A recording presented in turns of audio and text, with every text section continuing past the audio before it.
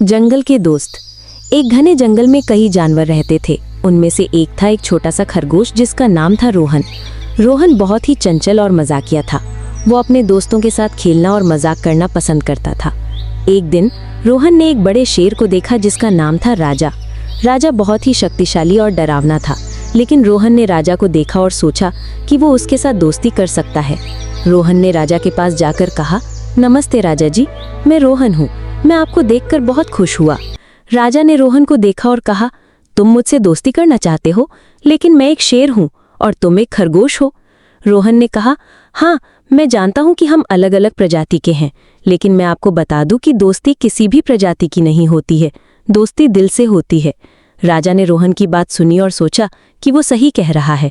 वो रोहन के साथ दोस्ती करने के लिए तैयार था।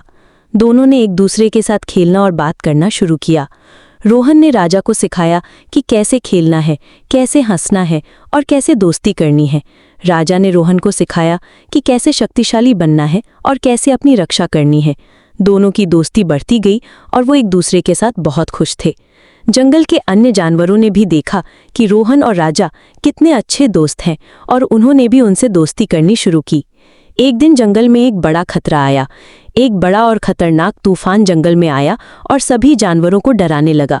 रोहन और राजा ने मिलकर अपने दोस्तों की मदद करने का फैसला किया। रोहन ने अपनी चंचलता और राजा ने अपनी शक्ति का उपयोग करके अपने दोस्तों को सुरक्षित स्थान पर पहुंचाया। जंगल के सभी जानवर सुरक्षित थे और वे रोहन और राजा की दोस्ती की प्रशंसा करने लगे। नैतिक शिक्षा। ये कहानी हमें सिखाती है कि दोस्ती किसी भी प्रजाति की नहीं होती है। दोस्ती दिल से होती है और ये हमें शक्ति और खुशी देती है। हमें अपने दुश्मनों या विरोधियों को भी दोस्त बनाने का मौका देना चाहिए। सीख। दोस्ती बहुत महत्वपूर्ण है। हमें अपने दुश्मनों या विरोधियों को भी दोस्त बनाने का मौका देना चाहिए।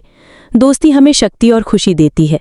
इस कहानी से हमें ये भी सीखने को मिलता है कि हमें अपने आसपास के लोगों के साथ मिलकर रहना चाहिए और उनकी मदद करनी चाहिए। दोस्ती और सहयोग से हम किसी भी चुनौती का सामना कर सकते हैं।